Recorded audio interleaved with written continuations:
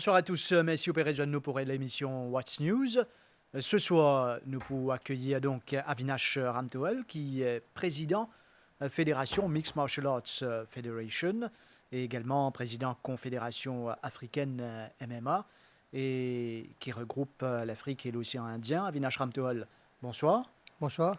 Merci vous présent en studio avec nous ce soir.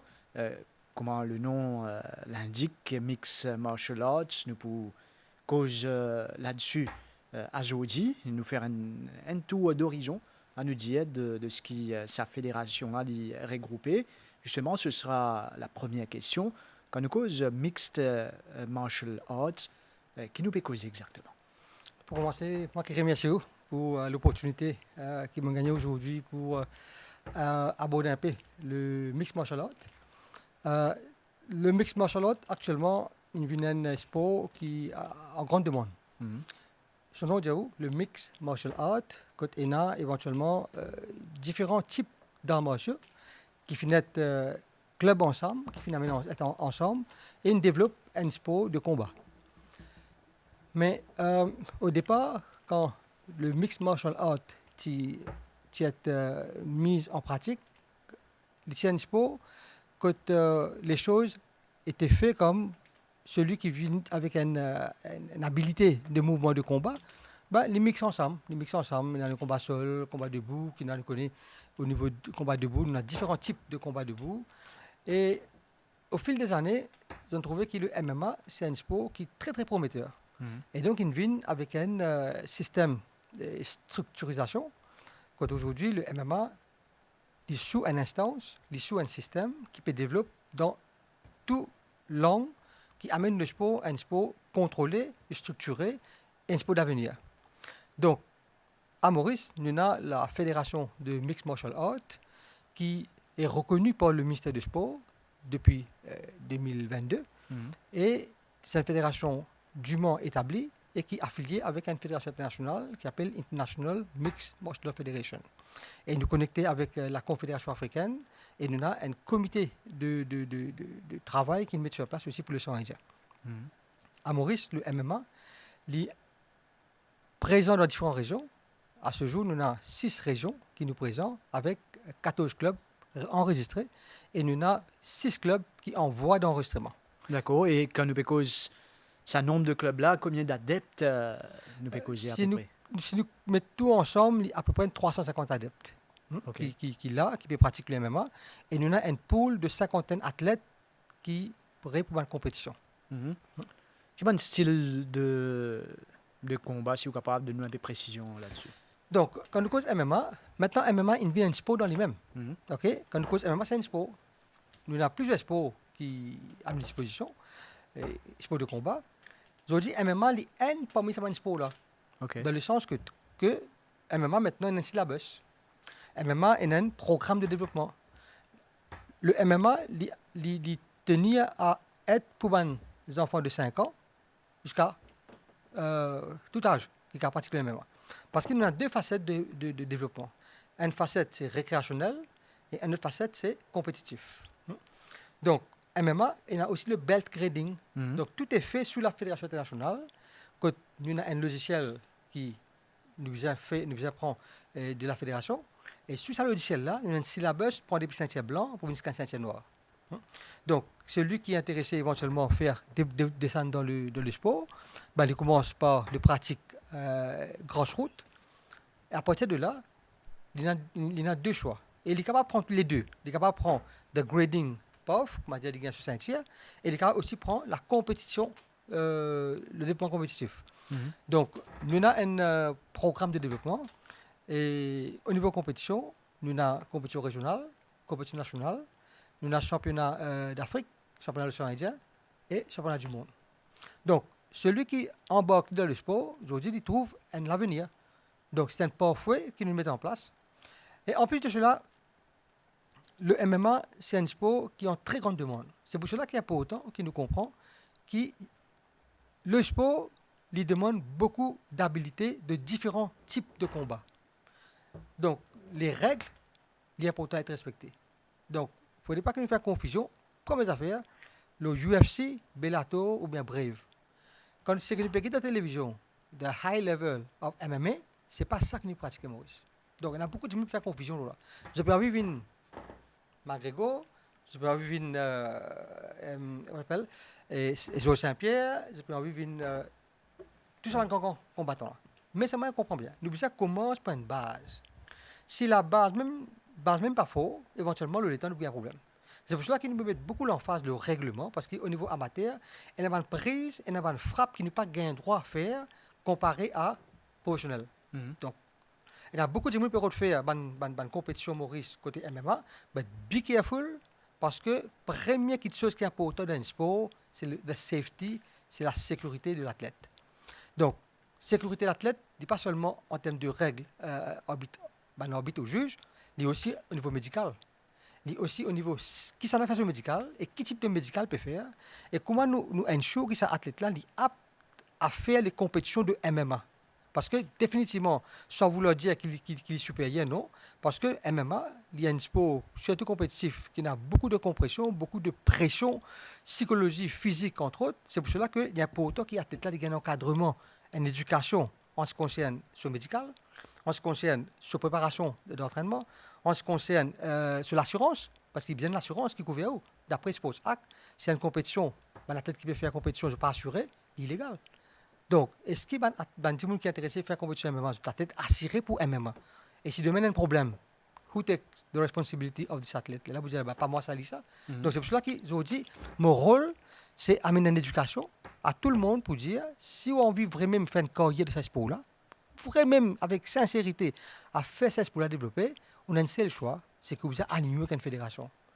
Et la fédération mixte martial de Maurice, nous avons tous les moyens, nous avons tous les outils en place pour que nous soyons capables de faire ce sport-là, un sport vraiment de classe et un sport à la portée de tout le monde.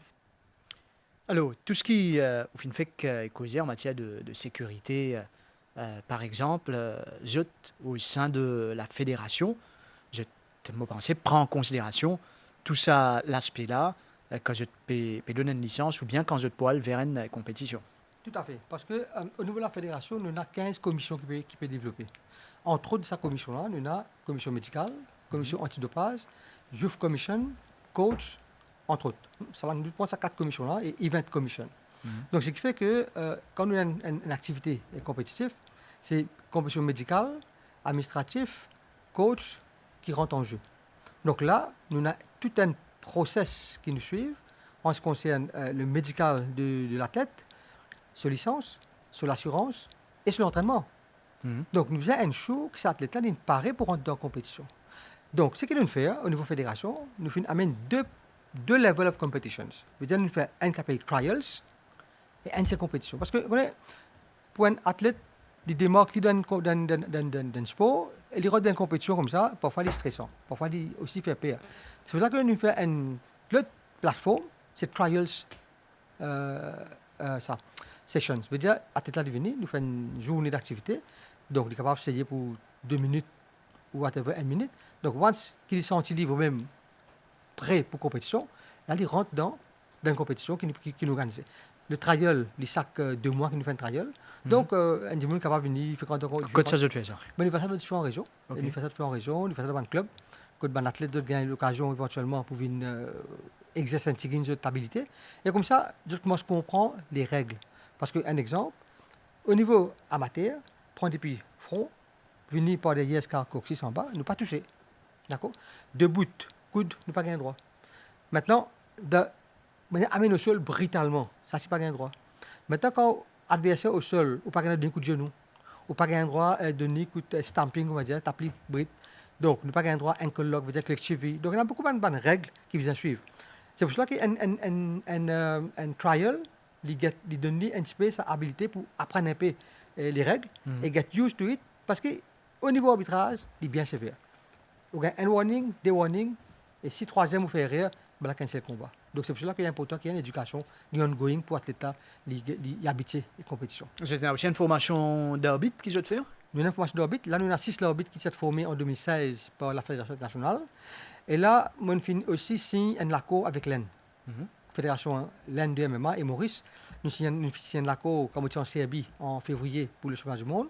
Et là, nous pouvons gagner un service et coup de main, nous avons camarades depuis la Fédération MMA de l'Inde qui peut former nous personnel au niveau arbitrage. Là, dans une semaine, nous prenons une session de formation arbitrage online en termes de théorie par celui qui est responsable de l'arbitre l'Asie, et Sharim Papou, qui est Maurice en mars pour arbitrer le championnat national indien que nous fait en mars. D'accord. Et quand nous causons un club, qui vous cité un peu plus bonheur, vous avez l'idée de l'endroit que ça trouvé, quelques noms? Oui, et bon, nous menons office, c'est-à-dire de main club, nous prenons aussi tout 4 bonnes. Nous avons Vacqua, nous avons Castel, nous avons Cuyapipe, Chemin Grenier, nous avons Aumône, Rosil, Rochebois, Grand B, Flac, Sébastopol, Saint-Julien. Et voilà, c'est un peu en gros. Là, nous parlons bambou. Beaubassin, nous en avons un Beaubassin aussi.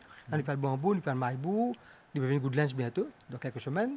Et Vallée-Piteux, bientôt peut ouvrir encore. Donc, on a quand même des monde qui là, qui peut grandir. Mais ça fait important, c'est que nous avons beaucoup de monde, mais nous pouvons un peu ralentir le développement qui se posait être vite parce que nous avons un coach. Nous n'avons pas qu'à un clip, nous avons un coach. Donc là, nous avons un coach un peu, comme on dit, overcrowded devant le club.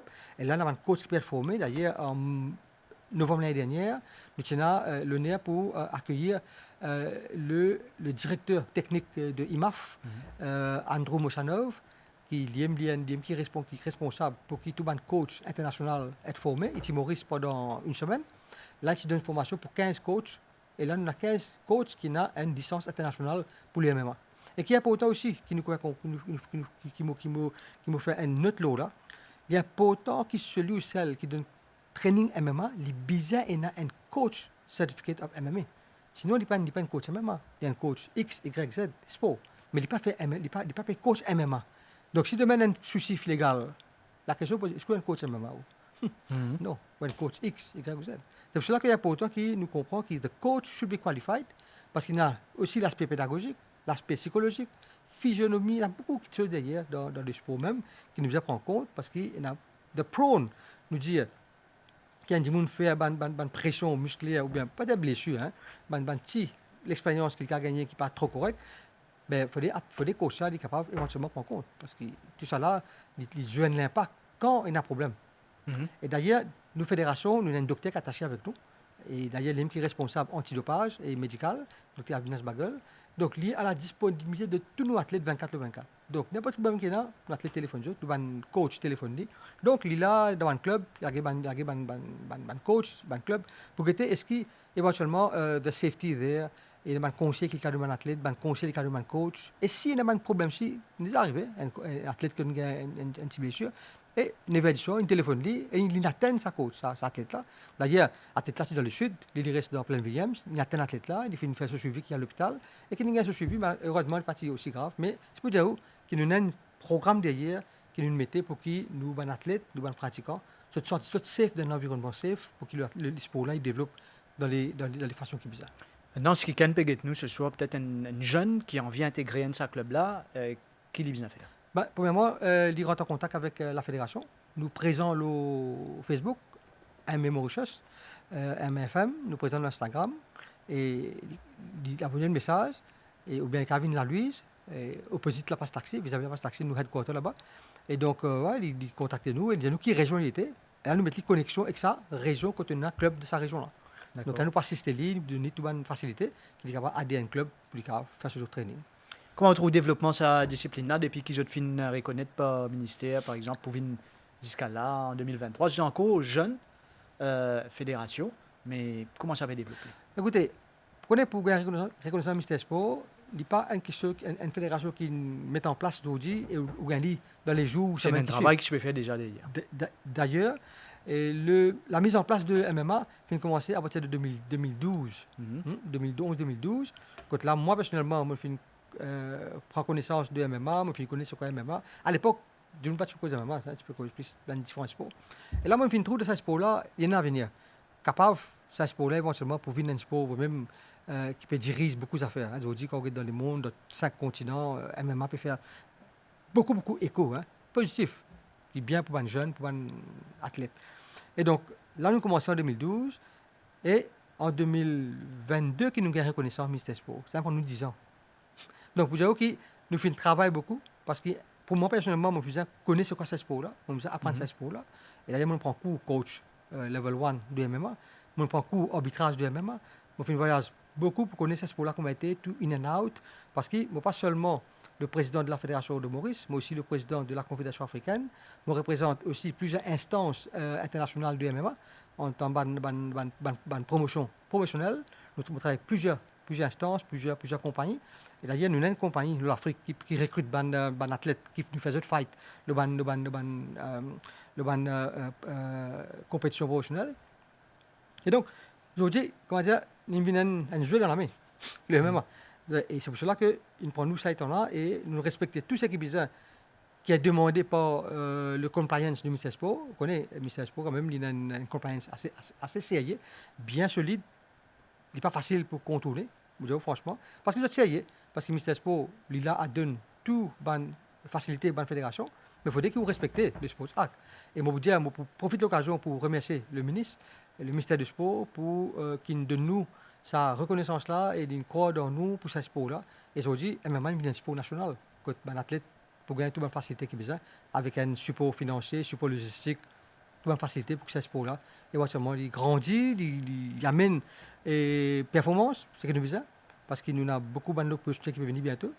Et nous prenons la ligue qui nous peut loguer. Justement, une cause de ça, l'aspect calendrier, compétition et événement éventuellement que je pense pour organiser.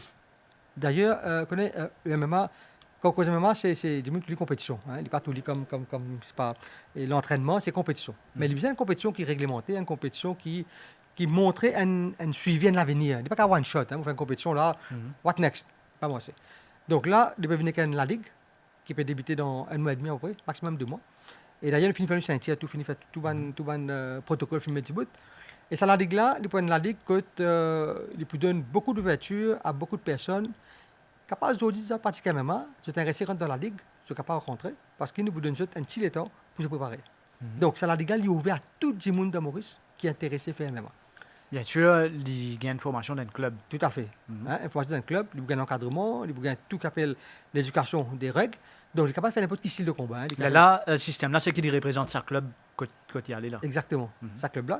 Et il est capable, et dans ce club même, nous sommes capables de gagner on appelle ça un associate affiliate. Que ce club, X Sport, il est intéressé dans ce club, il est intéressé à faire MMA, il est capable de connecter avec la fédération, avec ce club même. Et là, ce coach pour gagner une formation aussi. C'est-à-dire, nous ne pas limiter nous à nos clubs. Nous sommes capables d'ouvrir ici avec des autres clubs, n'importe quel style de comment ça veut faire, ce qu'on a connecté avec la fédération. Mais bien sûr, il y a des règles à suivre, il y a des protocoles à suivre, il y a une mise en place que nous devons faire.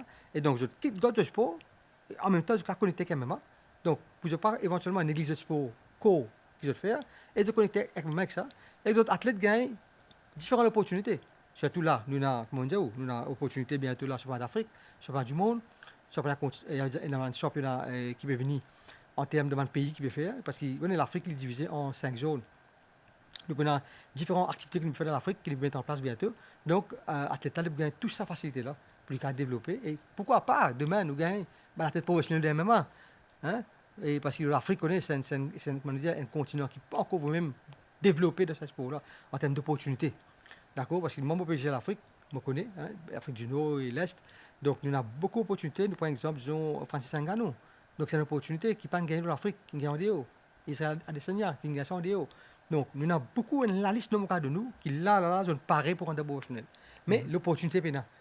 Mon rôle aujourd'hui, amène cette opportunité dans nos continents, donne-nous athlètes sur l'opportunité. Pourquoi pas les Mauriciens, les Africains, les Sud-Africains, ensemble, les athlètes dans la région, l'océan Indien, pourquoi pas nous faire ça à la force là, et nous faire ça pour l'avenir, pour bien encadré, bien discipliné. Oui, nous accordons une dernière minute pour cause de 2 aspects. D'abord, l'aspect féminin de cette discipline, et là, petite fille ou madame qui pratiquait ou qui est intéressée à pratiquer. C'est une très bonne question. Dans nos fédérations, nous avons aussi la Women Commission. Okay? Women Commission est connectée avec Women Commission internationale de IMAF. Et là, nous avons quand même pas mal de filles qui pratiquent le MMA en termes de récréationnel. Mais nous avons un petit groupe de filles qui sont intéressées à la compétition. D'accord? D'ailleurs, dans la compétition, nous avons une fille qui veut combattre. Et donc, nous avons un très très bon engouement vers les filles. Mais ce qui est important, c'est que le training, éventuellement, est différent par rapport on va dire, un garçon, il est pareil, training, là, mais on va faire une hésitation. Ok. D'accord, ben, il m'a hésité. Ouais. Non, moi, je ne dis pas hésiter, parce que le training, il est pareil. Il n'est pas différent, comme on dit, tu fais un côté, garçon, un côté, nous traînons ensemble. Mais ce qui est important, c'est le respect. Et ce qui est important aussi, c'est que nous accepter pour donner nous le temps à fond une personne qui est intéressée à ce sport-là. Et moi, je crois dans un petit temps, nous prenons quand même une bonne l'équipe de féminine qui vous trouvez pour faire vous-même un son, un écho de ce sport-là. Et parce que la commission féminine de la fédération a un plan de travail de Mediboot pour 2023. Et là, je vais commencer à m'approcher avec un grand séminaire national. Et donc, nous pas annoncer en temps et lieu, nos calendriers. Et donc, une personne qui est intéressée, qui va joindre nous dans ce bon programme. Et un deuxième aspect, vous connaissez Rodrigue, c'est une pépinière quelque part pour le sport. Est-ce que vous avez un plan ou vous avez un plan qui vous concerne Rodrigue? Définitivement, nous avons un camarade depuis Rodrigue qui traîne contre nous. Nous avons une dizaine de personnes à Maurice qui peut traîner le MMA, peut pratiquer le MMA. Et d'ailleurs, nous rentrons dans une compétition que nous organisons. Et nous pouvons définitivement mettre un plan de travail debout pour nous aller dans Rodrigue et nous mettre un régional dans Rodrigue. Mais comment dire, mettre un club dans Rodrigue, après laisser comme ça, n'est pas bon. Il faut dire un suivi. Là, nous pouvons travailler l'aspect technique parce que nous avons des gens qui veulent qualifier, qui sont capables représente le MMA dans sa juridiction-là. Et très prochainement, dans quelques mois, nous prenons un club de Rodrigue, nous pouvons aller bientôt et nous pouvons travailler en collaboration avec une personne de Rodrigue même. Et là, une fois que la formation finie, et là, nous prenons éventuellement un régional Rodrigue qui peut en marche. Merci Avinash Ramtoel. C'est un plaisir pour l'opportunité et moi j'espérais que MMA, un sport vraiment de renom.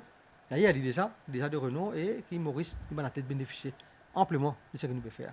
Nous pouvons continuer au niveau de la MBC, suivre le développement de cette discipline-là, éventuellement mise en place de la Ligue qui vous fait annoncer ce soir. Je me rappelle où président Fédération Mixed Martial Arts de Maurice et président Confédération africaine de MMA. Une nouvelle fois, merci de votre passage sur ce plateau.